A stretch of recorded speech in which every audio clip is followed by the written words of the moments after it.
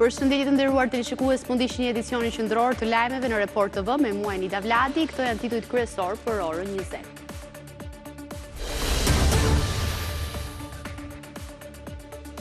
Vetëm 6 minuta ka zgjatur sherrri ndodhur 4 ditë më parë në Ksamil, ku humbi jetën turisti portugez 20 vjeçar. Report TV ka siguruar pjesë nga dosja ku zbardhet minut pas minuti gjithçka ndodhi. Sipas dëshmive të shokëve të viktimës, autori Sokrat Vata i ishte afruar me thik në dorë grupit të rinjve të huaj, të cilët po qëndronin jashtë Principotes. Për të shpëtuar vdekjes, 20 vjeçari ishte futur në det, por u përballë sërish me grushte. Ushtari i forcave të armatosura është plagosur gjatë aksionit të shuarjes së zjarreve në zonën e Mirditës. Report TV mëson se i lënduari është Andrea Kaçi, i cili ka marrë plagë në kokë gjatë procesit të mbushjes me ujë të zjarrfikses. 28 vjeçari ndodhet në spitalin e traumës në gjendje stabël. Aktualisht në vend janë 4 vatra zjarri aktive. BDK dhe AAK janë mbledhur sërish ditën e sotme në kuvend për të kërkuar thirrjen e seancës konstituese. Kreu i AAK-s, Ramush Haradinaj, i propozon emrin e Hashim Thaçit për president. Akuzon Albin Kurtin se po mban peng vendin. Një gjykatë federale në SBA ka shpallur të paligjshëm vendimin e administratës së presidentit Trump për pezullimin e lëshimit të vizave emigruese për shtetasit e 75 vendeve, përfshirë Shqipërinë. Gjyqtari argumentoi se politika e administratës Trump te kalonte kompetencat e Rubios dhe shkelte ligjin për emigracionin. Mira Pellegrin u bën pjesë e pelegrinazhit në malin e shenjtë të Tomorit. Festa organizua si çdo vit në teqen e Kulmakut, ku bektashinjt ndezën qirin në varrin e Abazaliut. Kryegjyshi i bektashinjve bëri thirrje për t'u gjendur më shumë pranë nevojtarëve.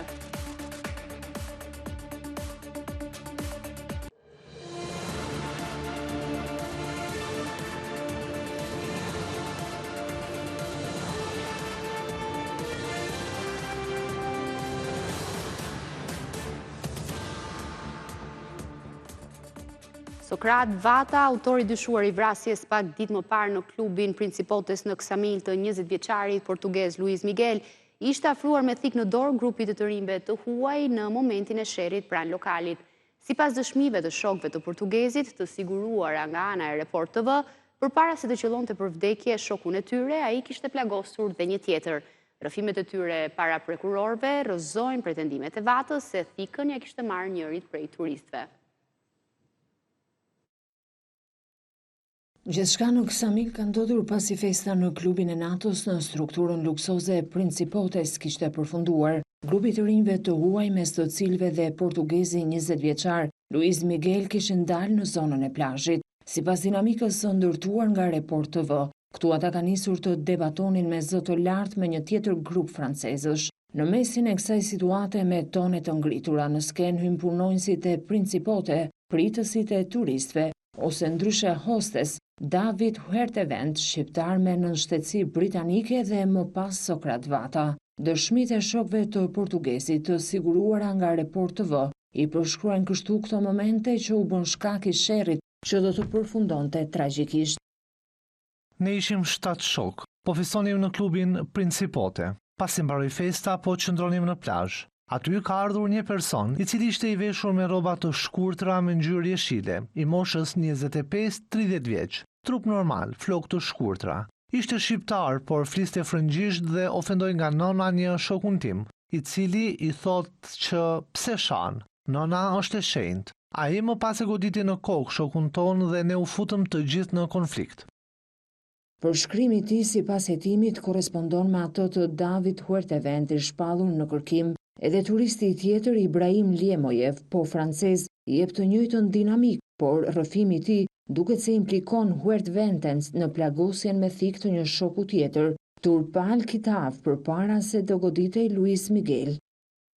Ka ardhur një person i veshur me pantallona të shkurtra dhe bluzë me mëngë të shkurtra ngjyrë gri që fliste pak frëngjisht, i cili na thot qetësoni, duke na kërcënuar dhe shar nga nëna. Ai më pas goditi me thik shokun tim Turpal. Ne u përfshim në konflikt. Por vetë Turpal e përshkruan Vatën si personin që e ka plagosur atë. Dalin 2 veta, të cilit ishin punonjës të lokalit, dhe na thonë që të mos bërtisin se punojmë këtu. Njëri prej tyre i veshur me rroba të bardha të shkurtra me pak mjekër, flokë gështenj më tërheq nga krau. Ai kishte thikën në dorë dhe më goditi mua në këmbë. Më pas u bërtiti të gjithëve dhe ju thotë që të mos bërtisni. Ky person më ofendoi nga nëna. Unë i them që pse e zë nënën time në gojë. Unë nuk zuar në gojë nënën tënde. Në këtë moment ai më kapi për fyty dhe më goditi me kokë në fytyrë dhe unë ju përgjigja duke e goditur. Unë më pas kam rënë në shezllong dhe ai po vazhdonte të më godiste. Dëshmitë e 3 shokëve të portugezit përputhen për rrethanat e momentit të vrasjes dhe për shkrimin e Sokrat Vatës si personin të cilin e kam parë me një thikë në dorë. Më pas erdhi një person i veshur me rroba të bardha, me flokë të gjata, i cili mbante një thikë në dorë dhe fillimisht ka goditur një shokun tim, i quajtur Turpal, me thikë në këmbë, dhe më pas ka goditur edhe shokun tjetër, i cili u vra me thikë në zemër. Dëshmitë e 2 francezëve të tjerë janë të ngjashme, por ata thonë se nuk kanë parë çastin e vrasjes. Kam parë një person të veshur me ngjyrë bezh në të bardhë me flokë të gjata gështenj me pak mjekër, i cili ju drejtua Turpalit me thikë dhe më pas ju drejtua Luis Miguelit. Ka pasur shumë lëvizje dhe persona dhe nuk e kam parë momentin kur ka goditur Luis Miguel. Unë më pas i kam dhënë ndihmën e parë shokut tim duke i vendosur një bluzë të plaga. Luis Migueli u fut për të ndaluar ata që më godisnin dhe më pas unë kam parë që shoku im i cili u vra po konfliktoi me 2-3 persona me bluza të zeza, ndërsa personi me bluzë të bardhë i cili mbante thikën në dorë po na kërcënonte. Njëri prej tyre më ka kapur dhe më ka larguar nëpër shezllona. Kur jam kthyer kam parë personin i cili ishte me të bardha që hoqi këmishën, ku në të dalloi që ishte me gjak dhe po largohej drejtim rrugës. Si Ljemojev ashtu dhe Turpale kanë identifikuar këtë person si Sokrat Vatën, pasi jetuesit u kanë bërë përpara fotografinë e tij. Vetë Vata i arrestuar ndërsa tentonte të largohej i fshehur në bagazhin e një makine, ka dhënë një tjetër version të ngjarjes. Ai ka pranuar vrasjen, por ka pretenduar se thikën ja ka marrë nga dora njërit prej turistëve dhe se në sherrë sipër ka qelluar në gjendje të tronditur. Gjykata vendosi mbajtjen e tij në qeli në ndyshimet për vrasje me dashje. Arrest me burg u dha dhe për 5 persona të tjerë të përfshirë, 2 turqit dhe 3 kamerierë, ndërsa për 5 truproje detyrim paraqitje. Vetëm 6 minuta, kaq ka zgjatur sherri ndodhur 4 ditë më parë në Ksamil, ku humbi jetën turisti portugez Luis Miguel Varela Mendes. Report TV ka siguruar pjesën e dosjes hetimore, ku zbardhen pamjet e kamerave të sigurisë jashtë lokalit Principotes, që ishin edhe momentet vendimtare të përplasjes fizike që solli edhe vdekjen e 20 vjeçarit portugez. Ndjekim kronikën. Ishte ora 5:14 minuta e 24 sekonda e datës 18 gusht, kur pas përplasjes që kishin pasur brenda në lokalin Principotes dalin 4 persona dhe qëndrojnë te rëra e ambienteve të jashtme të plazhit Paradise. Personat ishin Ibrahim Lemui, Sudae Ahmad, Florian Cetina dhe Luis Mendes, i veshur me një bluzë të bardhë me një shkrim me ngjyrë të zezë nga mbas, i cili vetëm pak minuta më pas do të humbiste jetën.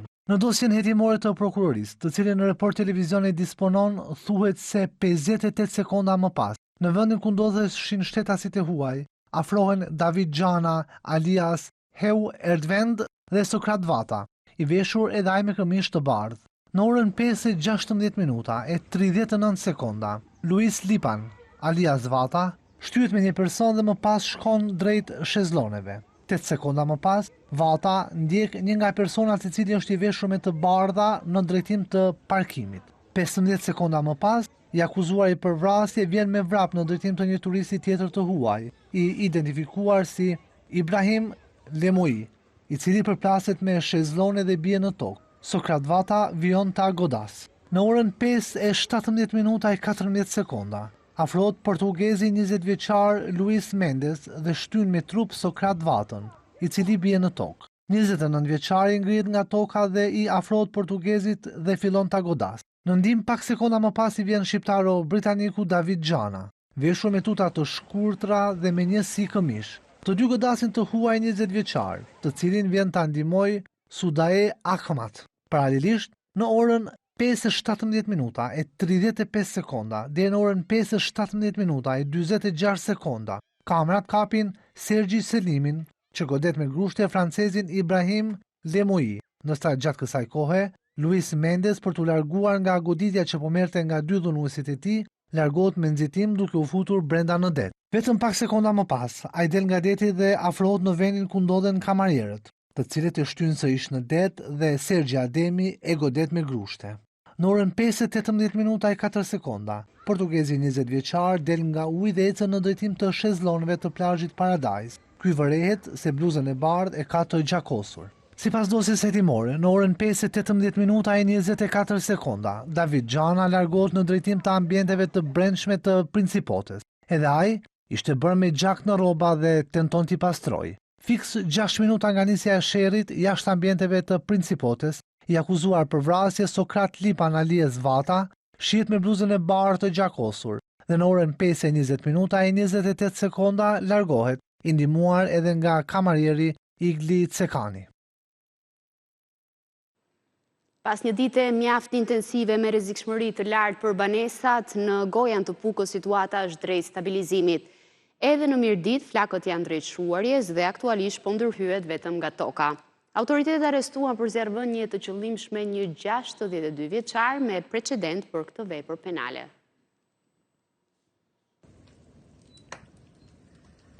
Pas djegjes së 4 banesave dhe evakuimit të disa familjeve, orët e fundit situata në Gojan të Madh të Pukës është përmirësuar ndjeshëm. Familjet e evakuara janë rikthyer në shtëpitë e tyre, ndërsa autoritetet vendore me ndihmën e forcave të ushtrisë po përpiqen të shuajnë plotësisht flakët. Përveç se nga toka në Gojan të Madh të vogël, është ndërhyrë nga ajri me helikopter. Administratori apostolik i dioqezës së Sapës, At Mariano, u bëri thirrje banorëve të kenë kujdes të mos ndezin zjarre, pasi pasojat janë të parikuperueshme. Në fshatin 8 të Mirditës, zjarri është ende aktiv por pa rrezik për banesat. Edhe në shtuf, në njësinë administrative Katçhinar, vatra vijon të jetë aktive, por me intensitet e ulët. Autoritetet vendore kanë shprehur shqetësimin se zjarrvënjet janë të qëllimshme. Një prej piromanëve që ka shkaktuar të paktën 5 zjarre në zonë u arrestuan nga policia në flagrancë, duke ndezur një zjarr. 62 vjeçari Anton Deda rezulton të jetë dënuar vite më parë për të njëjtën vepër penale. Një ushtar i forcave të armatosura është plagosur gjatë aksionit të shuarjes së zjarreve në zonën e Mirditës. Ai është dërguar me urgjencë në spitalin e traumës. Report TV ka mësuar se i lënduari është 28 vjeçari Andrea Kaçi, i cili ka marrë plag në kokë teksa po furnizohej me ujë një automjet zjarrfikës që po merr pjesë në operacionin për shuarjen e zjarreve. Gjatë procesit ka plasur tubi me diametër 120 mm i pajisur me kokë metalike. Presioni ka shkëputur pjesën metalike e cila ka goditur ushtarin duke i shkaktuar dëmtime. 28 vjeçari Andrea Kaçi po i nënshtrohet ekzaminimeve mjekësore në gjendje stabël. Në spitalin e traumës ishte edhe ministri i mbrojtjes Ermal Nufi për ta vizituar dhe për të parë gjendjen e efektivit të forcave të armatosura.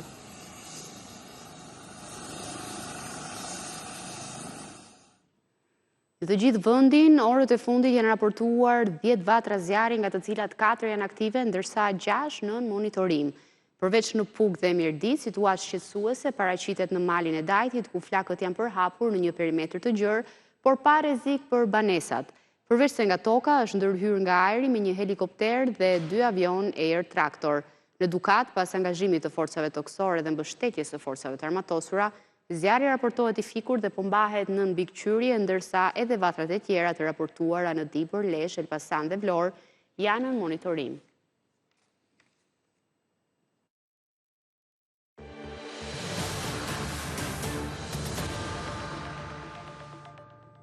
Në nisje të sezonit të ri politik, kryeministri Rama pritet të mbledh ministrat e kabinetit të tij në një takim 2 ditor në Pogradec. Të dielën dhe të hënën mësohet se ministrat do të raportojnë për punën e bërë deri më tani, por edhe për prioritetet në vitin e dytë të mandatit të 4. Takimet të kësaj natyre, të cilat konsiderohen informale, kryeministri Rama i ka mbajtur në nisje të çdo sezoni të ri pas pushimeve verore. Pas këtij takimi pritet që kryeministri Rama të mbledh në ditët e para të shtatorit edhe Asamblenë e Partisë Socialiste, një forum partie të cilin e ka përdorur përgjithsisht për të njoftuar ndryshimet në qeveri. Kjo mbledhje vjen pas një sezoni të vështirë politik, me protesta të vazhdueshme prej më shumë se 2 muajsh, me thirrje të vazhdueshme të qytetarëve për dorëheqjen e kryeministrit Rama.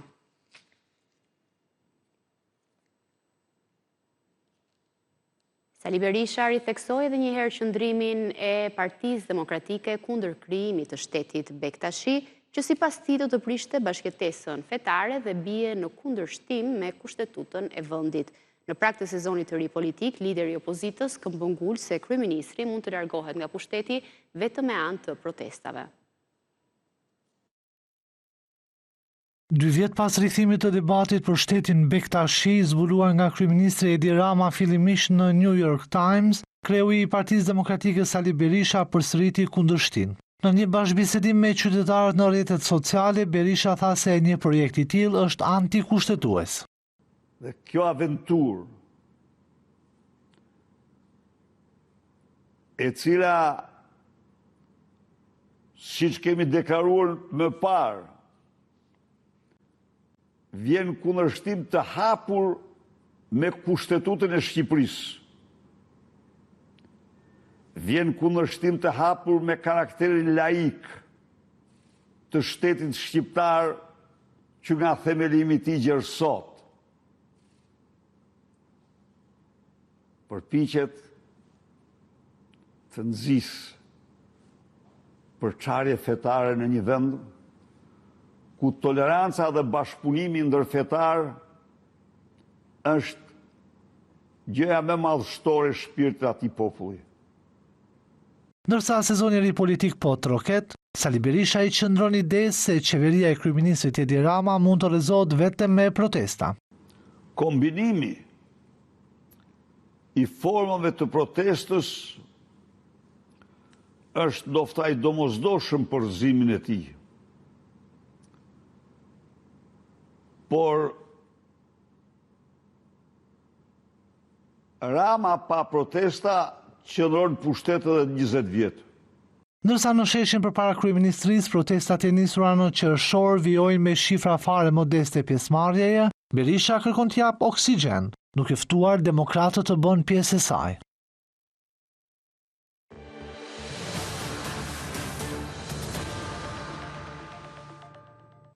Mira Pellegrin u bën pjesë e pelegrinazhit në malin e shenjtë të Tomorit. Festa u organizua si çdo vit në Teqen e Kulmakut, ku Bektashint ndezën qirin në varrin e Abazaliut. Mali i Tomorit është kthyer edhe këtë vit në destinacionin më të rëndësishëm të pelegrinazhit bektashian. Pelegrinët, të cilët u ngjitën drejt malit të shenjtë për ta që prej datës 17 gusht, shënjuan këtë 22 gusht kulmin e festës me ditën e Abazaliut.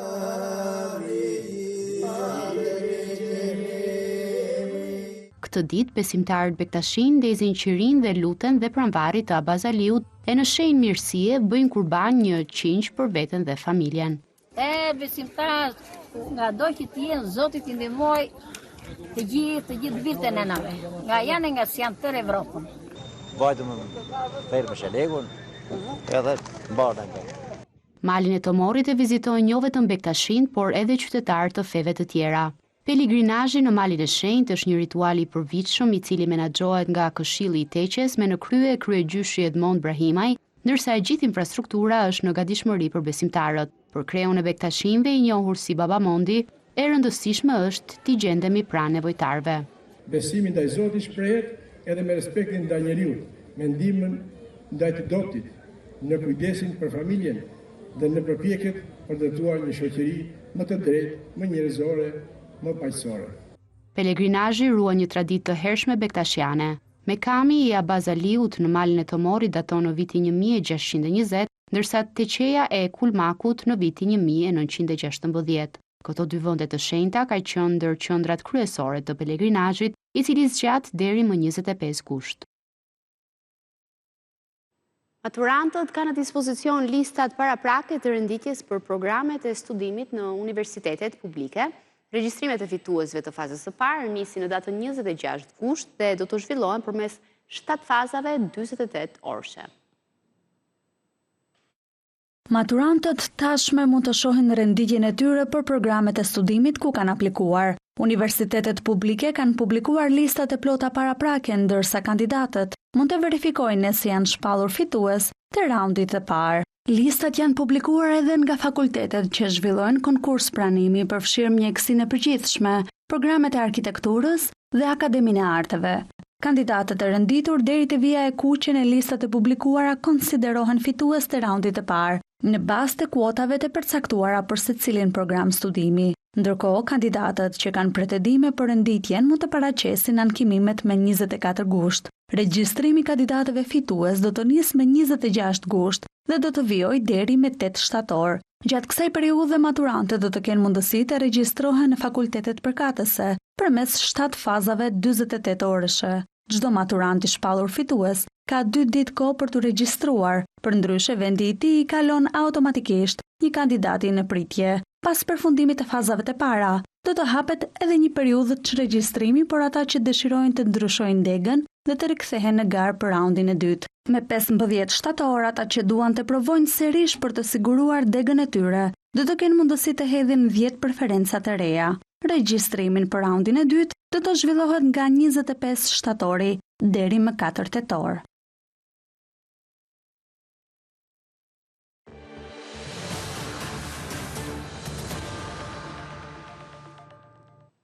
Deputetët e PDK-s dhe AAK-s u mblodhën sërish në sallën e Kuvendit duke kërkuar konstituimin sa më parë të tij si dhe krijimin e institucioneve të reja. Nga foltorja, ata akuzuan vetëvendosjen për shkelje të kushtetutës dhe bllokim institucional. Ndërkohë, Ramush Haradinaj propozoi rikthimin e Hashim Thaçit në postin e presidentit të Kosovës. Edhe këtë të shtunë, deputetet e opozitës në Kosovë u drejtuan sërish Kuvendit të Republikës. Salla ishte bosh, ndërsa brenda saj hynë deputetet e Partisë Demokratike dhe Aleancës. Në foltore ata kërkuan konstituimin sa më parë të Kuvendit dhe nisjen e krijimit të institucioneve. Sot Kosova është duke e dobësu veten edhe në rrafshin e brendshëm, sot deputetet janë duke shkelur aktin më të shejt, betimin e tyre, ndërsa partia e cila i ka fituar zgjedhjet është duke shkelur aktin më të lartë që kufizon dhe jep kornizë një shoqënie dhe një sistemi politik Kushtetutën e Kosovës. Prandaj i bëj thirrje të drejtë për drejtë kryesuesit të seancës konstituive që të afër rast dhe të vazhdoj seancën për konstituimin e Kuvendit të Republikës Kosovës. Nuk ka hapësirë për zvarritje. Kuvendit duhet të konstituohet. Pjesë e këtij aksioni politik para Kuvendit nuk ishte Lidhja Demokratike e Kosovës, me të cilën së fundmi kreu i lëvizjes vetëvendosja Albin Kurti po mban bisedime që i quan pozitive lidhur me çështjen e presidentit të ri. Në prag të vendimit për katëshën e ushtrisë shlirimtare të Kosovës me 16 shtator, i shkreu historiki i AAK-s Ramush Haradinaj artikuloi emrin e Hashim Thaçit për kryetar shteti. Nëse don zgjidhje Kurti, pra regjimi i Kurtit, me thënë drejtën është nderin e kësaj legjislature, po edhe të çdo legjislature që t'ja vazhdojnë mandatin presidentit Thaçi. Atij është marrë mandati nga një ndërhyrje ligjore dhe me kthimin e tij është nderin ton si shqiptar, si kom, jo për shkak ndonjë afërsie partijaka politike, po për shkak një kundërpërgjigje të armiqve të Kosovës që kur nuk flejnë, që t'ja vazhdojnë mandatin. Negociatat për krijimin e qeverisë kanë dështuar mes vetëvendosjes dhe LDK-s, ndërsa kjo e fundit mbetet e hapur për të biseduar për zgjedhjen e një presidenti konsensual.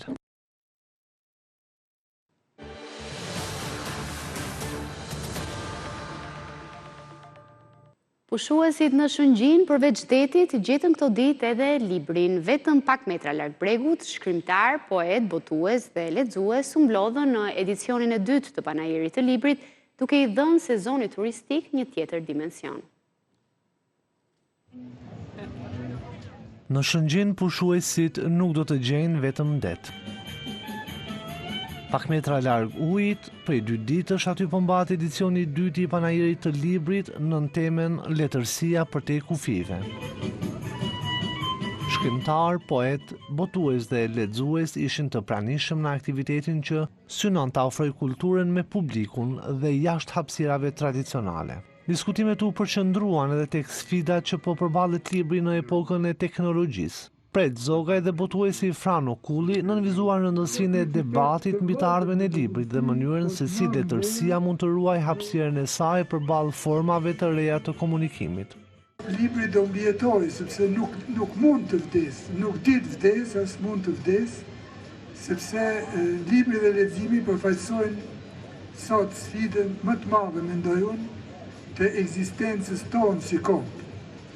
Po të kemi parasysh se ne kemi mbjetuar në histori në gjuhë.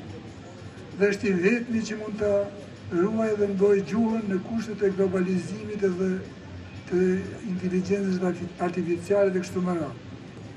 Vjen me kujtu se në lezhë, kjo treva lezhës, sigurisht ka një raport pak special me librin, me letërsinë. Ba histori gjatë, po vetëm në përpiketa, po ta fillojmë historinë e letërsisë shqipe, do të shkojnë të Frank Bardhi, do të kalojnë të Fishta tjere, të shkolla poetike Lezhë, që është në lidhje në kohë, e deri te klubi letrave, i cili ka një produksion letrar të lakmueshëm në letërsinë bashkëkohëse shqipe. Parajeri i dytë i librit në Shëngjin solli letërsinë më pranë publikut dhe duke i dhënë sezonit turistik një tjetër dimension, ato të kulturës dhe të artit. Kemi bërë në fund të këtij edicioni qendror informativ. Faleminderit për vëmendjen, bashkë në pafshim.